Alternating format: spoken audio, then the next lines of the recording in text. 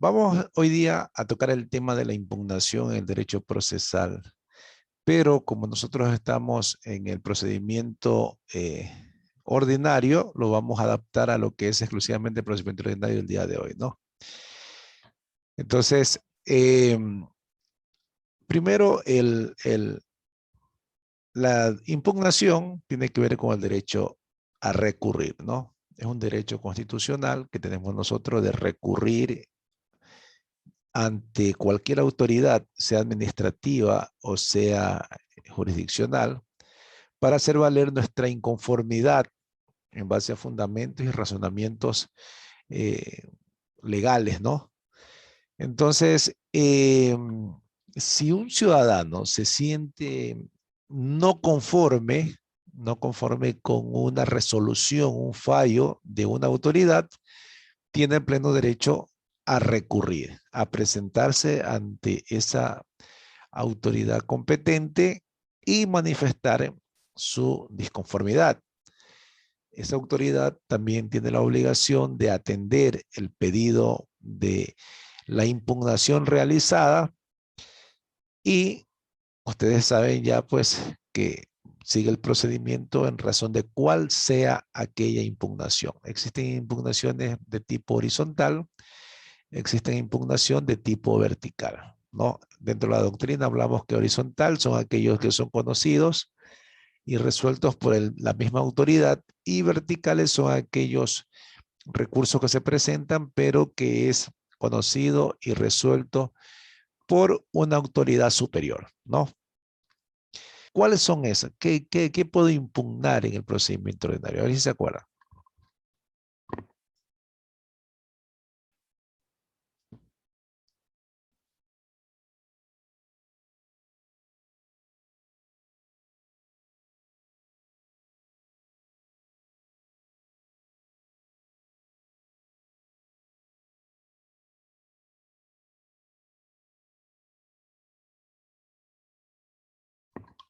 Si no se acuerdan, díganme, nos acordamos.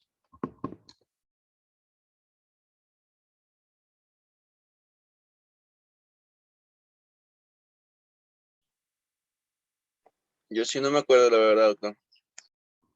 Dijo, eso dígame, pues, dígame, estamos conversando, pues, si no tiene nada de malo que no se acuerde.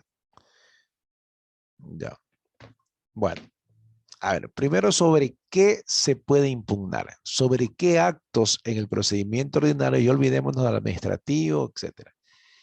En el procedimiento ordinario, sobre qué se puede impugnar, sobre qué decisiones se puede impugnar. Eso es lo primero que vamos a tener en cuenta. Y segundo, ¿qué recursos en el procedimiento ordinario se pueden presentar? A ver, ¿se recuerdan qué recursos se pueden presentar?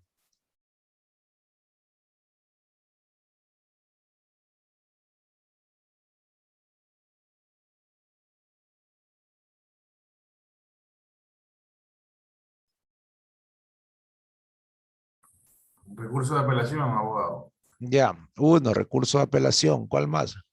El de ampliación sería también un recurso, ¿no? Muy bien. Llevamos dos. ¿Cuál más?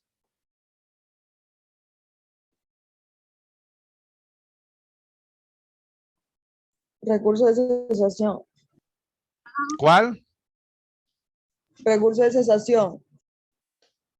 No te escucho muy bien, mijita. Perdóname. Recurso de cesación. Cesación. ¿Cuál es ese?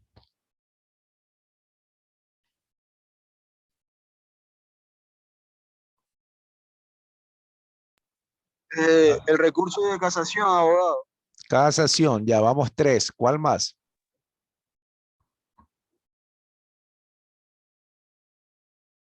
Recurso de revisión. En materia civil no hay recurso de revisión. Debería Recurso de hecho, existir. hay abogado también. Recurso de hecho. Ese nos faltaba, ¿no? El recurso de hecho. Ya. Entonces, tenemos aclaración de ampliación, apelación, casación y hecho. ¿Sí? Hasta ahí nomás. Vamos a hacer un breve análisis del recurso de revisión. ¿Qué es el recurso de revisión? Que no hay en materia civil, ¿ah? Pero ¿qué es el recurso de revisión ya que lo tocaron? Para no quedar con esa duda. A ver.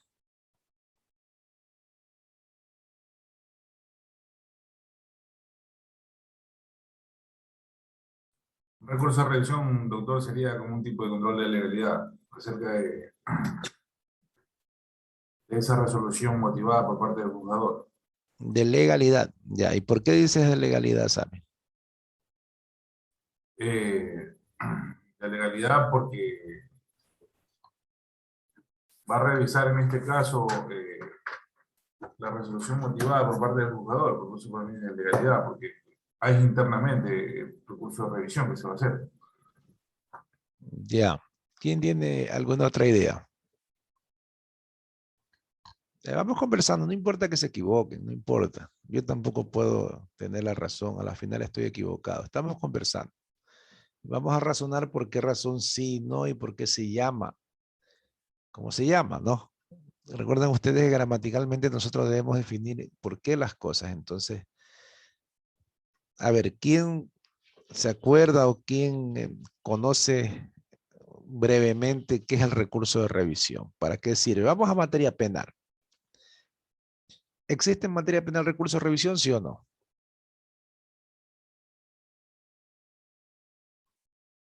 En materia penal sí, pero en materia civil no, usted mencionó. Entonces, regresemos a la idea, ¿no? Revisión, pero vamos a la parte gramatical siempre. ¿Qué sería revisar? Revisar, ¿no? En sí es Ya, cuando en materia penal el reo no está conforme con su sentencia, entonces este es el mecanismo que se usa para hacer la revisión de la misma. Por eso es que no cabe en materia civil, porque en materia civil no se persigue, en este caso, libertades. y bueno, ahí hay en discusión ciertas cosas como que es la libertad de una persona, ¿no? Entonces, a Juan se lo sentencia a 35 años por un delito grave, ¿no? A cadena perpetua, lo que sea. Estamos hablando de que estamos en otro lado, no en el Ecuador que no hay cadena perpetua. A cadena perpetua. Entonces, allá en Estados Unidos de pronto hagamos de cuenta de que era un delito de asesinato múltiple, ¿no? Entonces, execrable, acto humano y lo condenan a cadena perpetua. Pasa el tiempo y aparece una persona que declara contra sí mismo y acepta el asesinato múltiple, ¿no? Entonces nos damos cuenta que Juan ha sido condenado equivocadamente, porque él siempre defendió su inocencia, pero no pudo a la final llegar a convencer al tribunal ni al jurado allá de que era inocente. Entonces, sí o no que ahí sí vale revisar la condena, ¿no? Vamos a revisar todo el procedimiento porque vamos a llamarlo a esa persona que voluntariamente ha dicho, mire, no fue Juan, la verdad que fui yo el que aquí estoy y me entrego a las autoridades, ¿no? El que cometió el acto delictivo. No en civil, les pregunto a todos. ¿Y por qué no en civil? ¿Por qué no se puede revisar un proceso en lo civil? ¿Por qué razón? Porque en materia penal se habla de la libertad de la persona, o sea, de una condena que ya fue, en este caso se va contra la sentencia ejecutoriada, o sea, una condena. Doctor, sería porque en materia civil no recae sobre la persona, sino que recae sobre los bienes. Podría ser una, o Ya, sobre. muy bien. Ambos coinciden. Y yo les digo una cosa, y no es importante proteger los bienes de una persona. ¿O acaso no es una injusticia? Si la Constitución dice que el Estado incentivará, protegerá la propiedad privada de las personas, reconoce ese derecho. Es decir, que una persona tiene 40 años trabajando y viene de pronto alguien le arrebata de manera improcedente su bien que tanto le ha costado y bueno, la otra parte tiene la habilidad de convencer al juez, lo convence y no hay una afectación de todas maneras. Es decir, que solamente la libertad es lo que sirve. Y no sabe que una persona si lo dejan sin nada, también puede llegar a suicidarse, lo dejan, imagínense que le quitan la casa, y lo dejan sin un refugio para su familia, para su esposa, para sus hijos, lo botan a la calle y no es una afectación. Es decir, la gravedad solamente es que una persona le quiten el derecho a la libertad o se lo limiten. A ver, ¿qué les parece esa opinión?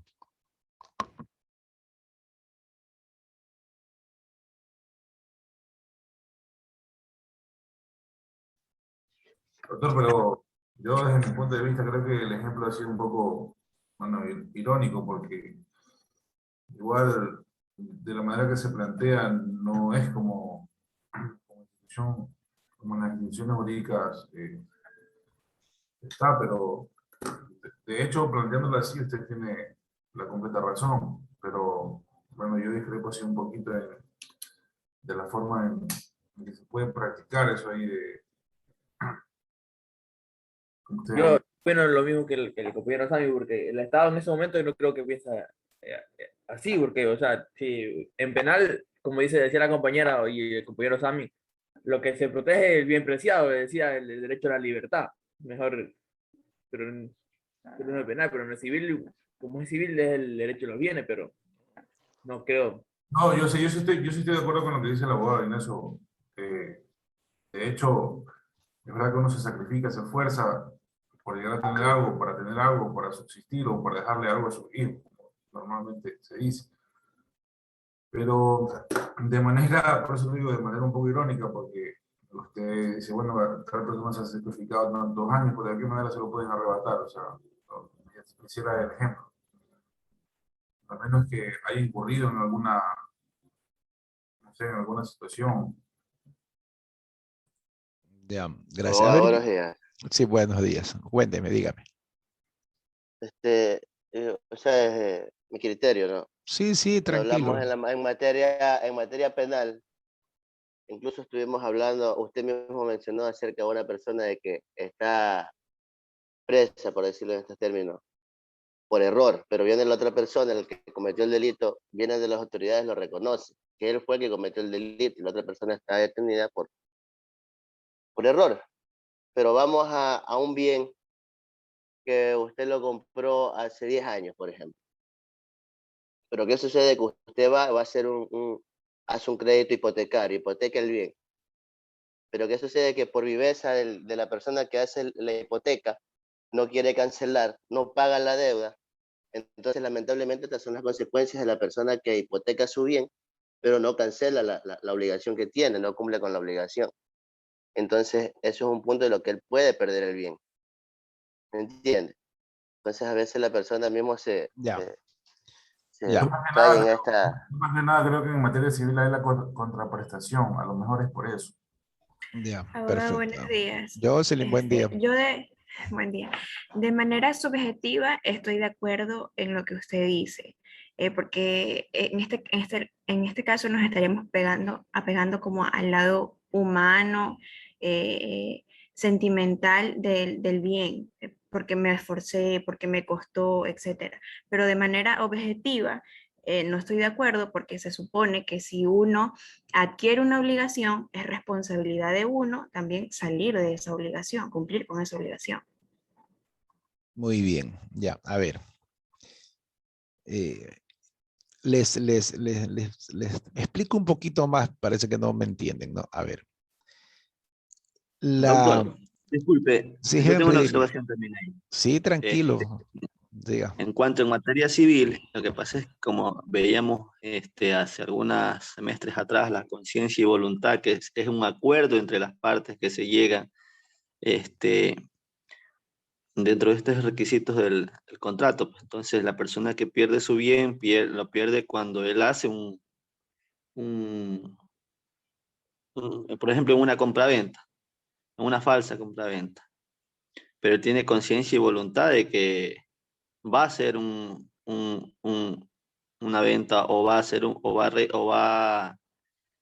ha dejado en una prescripción, por ejemplo, que ha dejado de solitario su bien durante 15, 20 años. Por eso yo creería que no cabería Ya, a ver, miren. Abogado, No, disculpe sí, que le mijita, interrumpa. por favor, Danielita, Adelante. Yo sí estoy de acuerdo con lo que usted dice y tomando un poco lo que dice el compañero, por ejemplo, en una protección adquisitiva de dominio, puede que la persona que quiere hacerse dueño de mi propiedad incurra en el fraude y el engaño para hacer creer que yo he abandonado eso cuando no es así y yo pierda, yo por ejemplo le presté de buena fe para que él viva porque no tiene dónde vivir, pero a la larga abusó de la confianza. Por eso yo encontré aquí en internet que hay una opinión en una tesis que dice que al no existir este recurso en materia civil es necesario, o sea, es indispensable e imperiosa su incorporación para de esta forma poder rescindir sentencias firmes o ejecutoriadas obtenidas por fraude o engaño, porque de esta manera están vulnerando el derecho a la defensa de la parte agraviada, dice. Muy bien. ¿Alguien más? ¿Alguien más? Bueno, ya vamos cambiando el criterio, ¿no? Un poquito extenso que teníamos en que todos estaban de acuerdo con que no debe, ¿no? Ya Danielita nos dice otra cosa y ya es para pensarlo, ¿no? Entonces, ¿alguien más para explicar esta situación? ¿Quién más tiene alguna inquietud?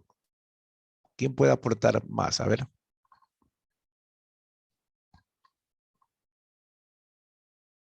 Nadie más. Bueno, miren, eso es lo importante de la lectura, ¿no? Primero que lo que tenemos es en materia civil una imposibilidad del recurso de revisión.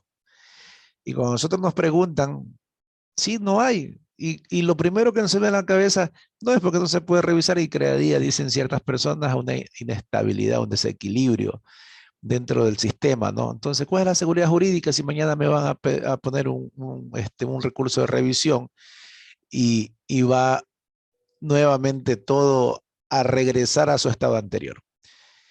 Y esa es la discusión, ¿no? Yo no digo que ustedes se pongan de parte mía, de parte del autor que sostiene eso, ni cómo están las cosas, ¿no? Pero Danielita ha dicho algo muy interesante. ¿Y qué pasa si después de un tiempo se descubre que esa persona ganó el juicio mediante fraude procesal? ¿Qué sucede si de pronto la persona que, para ir a ser específico con el ejemplo que les dije, ¿no? Mañana detienen a un notario, ¿no? Detienen a un notario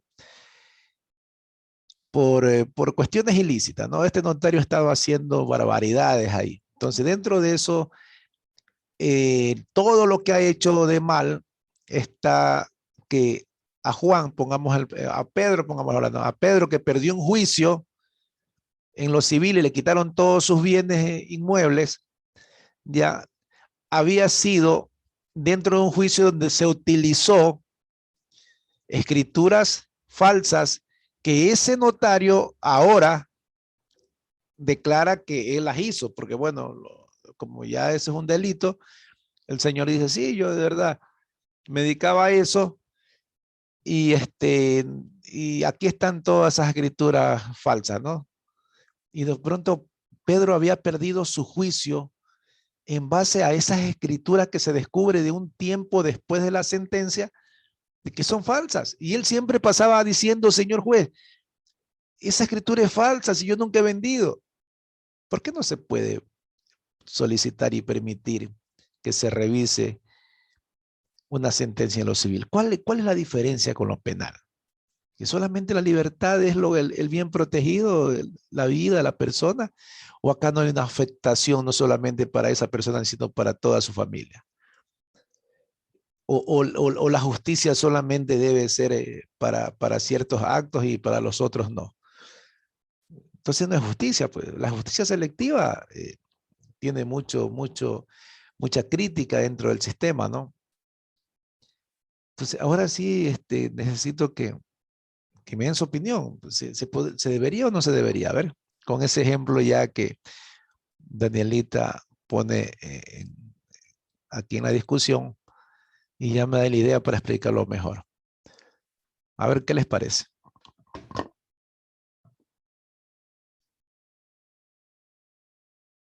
Bueno, se me cortó el internet y no le escuché bien la última palabra.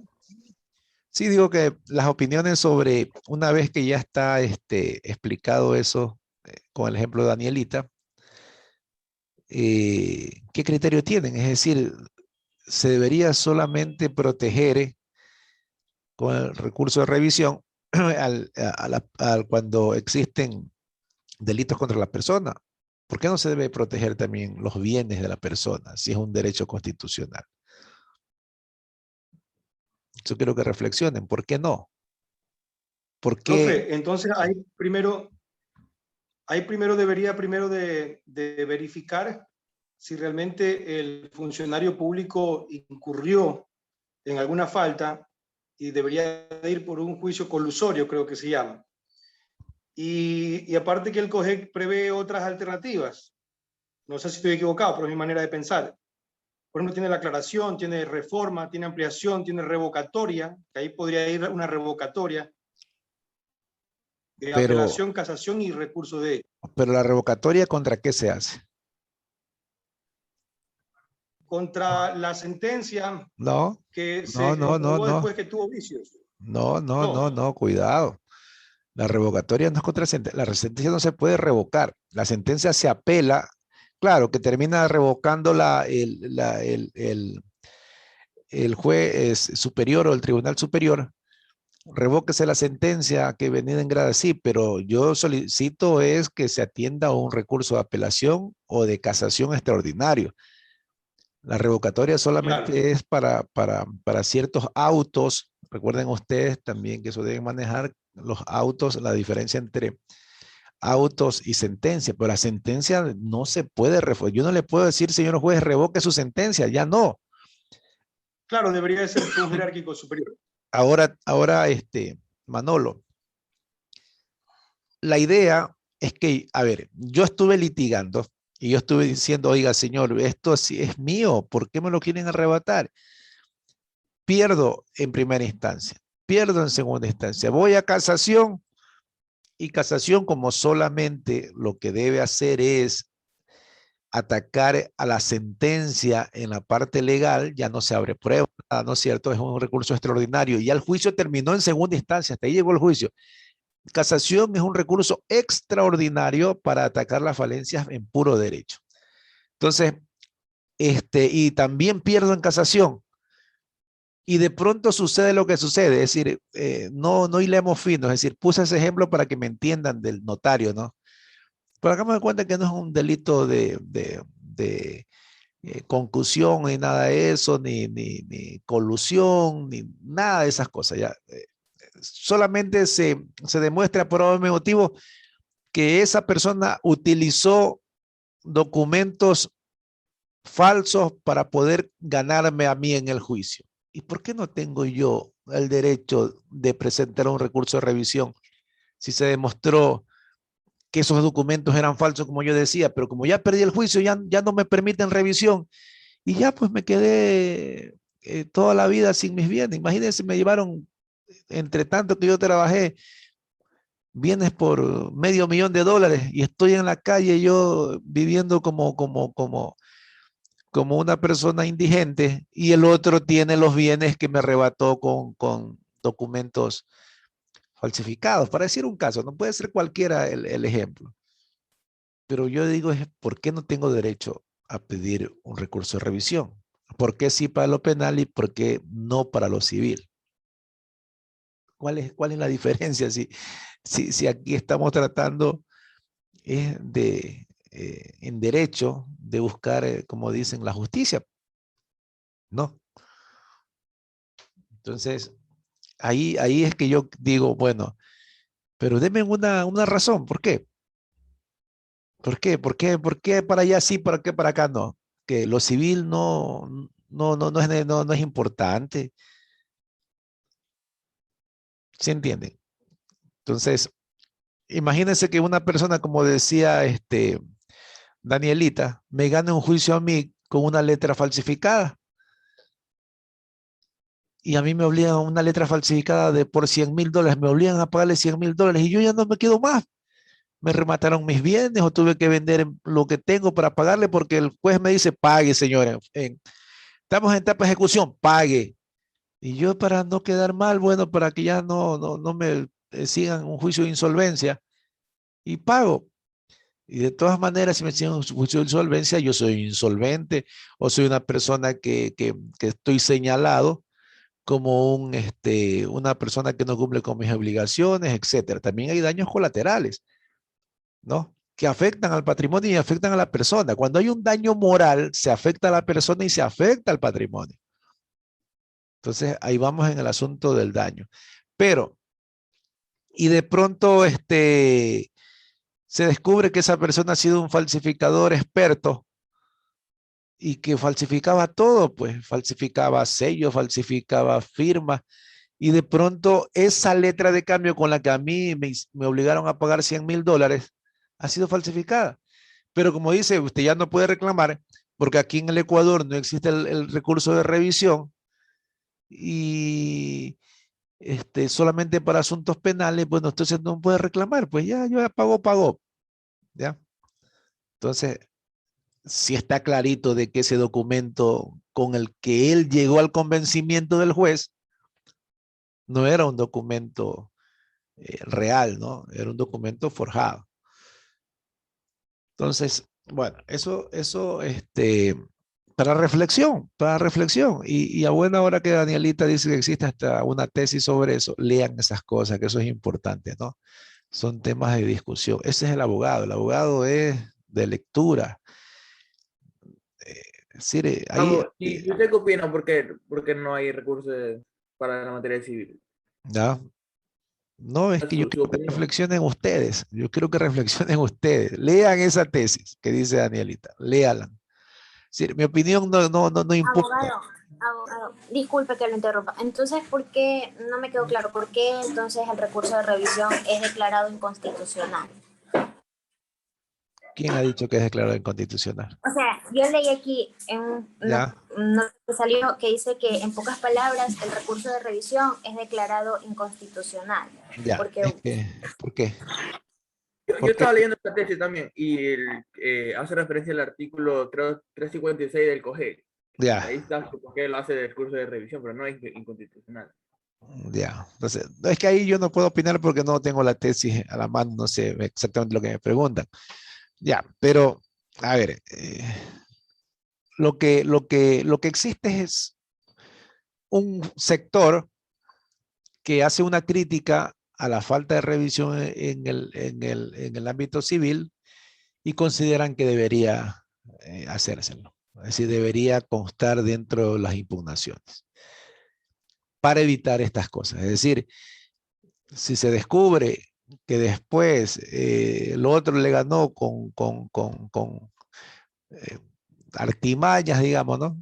Entonces se deben revisar las sentencias. Entonces yo lo que digo es, y justamente lo que me pregunta Michael, es que yo digo, ¿por qué? ¿No? Entonces más bien reflexionen ustedes, ¿por qué? ¿Cuál es la diferencia? En esa tesis debe estar, ¿no? ¿Por qué es válido el hecho de que no se permita y por qué es válido el hecho que debe reformarse eso y sí permitirse? Es decir, ustedes saquen su conclusión porque lo que yo piense no importa. Es decir, mi criterio personal a la final puede variar con el de una de las dos partes y no sacamos nada con eso, ¿no? Pero reflexionen, ahí está, ¿no? Es decir, lean una tesis, lean la otra y ustedes saquen su conclusión. ¿Por qué? Profe, ¿Qué debería ser? Manolo. Aquí estoy leyendo una crítica de que habla de que supuestamente en Ecuador se podía presentar, pero dentro de los 10 años, una vez ejecutoriada la sentencia, y hacían una comparación de que por qué en Uruguay 3 años y en Chile 1 año y en Costa Rica 5 años. O sea, es lo que estoy leyendo. No sé si a fin de cuentas esto se aprobó o es solamente un proyecto, es un borrador. Es un borrador. No hay, es un borrador. Es un proyecto, por eso lean esas cosas. exactamente, yo también estuve leyendo lo que el compañero estaba leyendo, sí. Entonces al final, en las conclusiones es como un blog que él hizo, y al final él dice que entonces con todo lo que dicen, en el análisis de él, dice que este recurso es inconstitucional en materia civil. Pero el derecho a recurrir es un derecho constitucional, ¿sí? El derecho a recurrir. No dice, oiga, el derecho a recurrir en cierta cosa. El derecho a recurrir, nosotros no podemos quedarnos callados. El derecho a impugnar, quiere decir, es un derecho constitucional. ¿Ya? Entonces, si nosotros decimos ya en la ley los procedimientos son estos, para lo civil tales, para lo penal hay tal, para lo administrativo son tal las impugnaciones, entonces ya se divide por áreas, ya está bien. El asunto es, a ver, que incluso también he discutido lo que ha leído Michael, Manolo y Danielita en el asunto, ¿y por qué limitamos al tiempo? Es decir, que si yo, hagamos de cuenta que alguien dijo en Uruguay, se permite solamente un año para pedir recurso de revisión, y justamente al año y medio se descubre que ese tipo que me quitó mis bienes era un falsificador. Es decir, que ya al año y medio ya yo no puedo reclamar. ¿Por qué? ¿Por qué tan poco tiempo? ¿No? Por eso que hay personas que dicen, bueno, digamos de 10 años, es razonable, pero un año, 3 años, incluso ¿por qué 10 años? Es decir, que a los 11 años yo me quedo de quedar tranquilo, así haya las pruebas contundentes de que me ganaron el juicio con fraude, ¿no? Entonces, ¿por qué no el de revisión? ¿Por qué no? Porque estamos hablando de este ejemplo que al final me dicen, bueno, hay otra salida.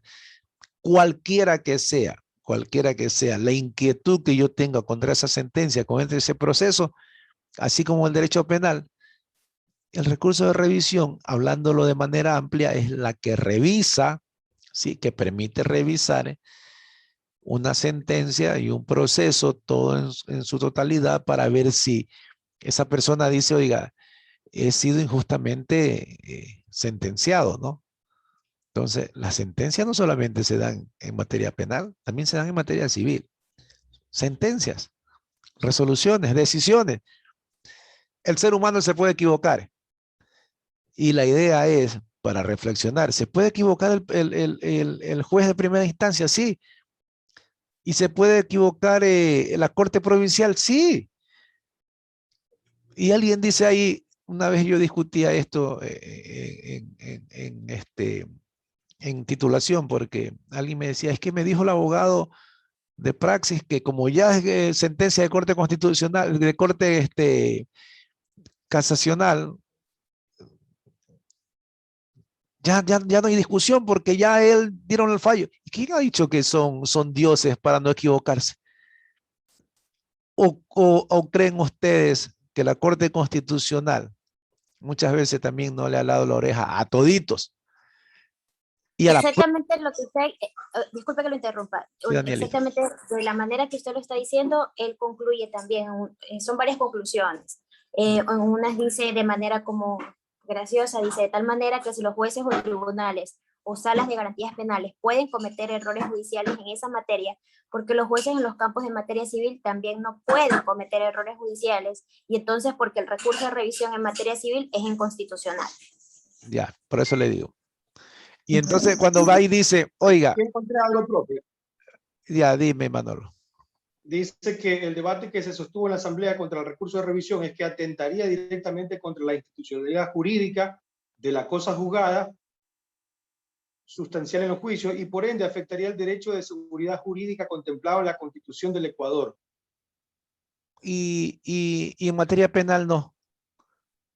¿Por qué en materia civil sí, en materia penal no? Entonces la seguridad jurídica, a ver, es que tenemos la cabeza cerrada y muchas veces por eso le digo, ni siquiera ustedes me crean a mí ni le crean a todo lo que leen. Una persona que escribe puede también estar dando su punto de vista cerrado. La mente del abogado tiene que estar abierta. Y también como que fuese dueño de la verdad, ¿no? Por eso es que cuando nosotros hablamos de que qué cita para fundamentar en derecho es la que más vale, es la jurisprudencia. No es lo máximo, pero es preferible a tomar doctrina. Cuando usted dice, es que, señor juez, ¿no? La doctrina dice esto, y es que el juez va a decir, ¿y qué caso?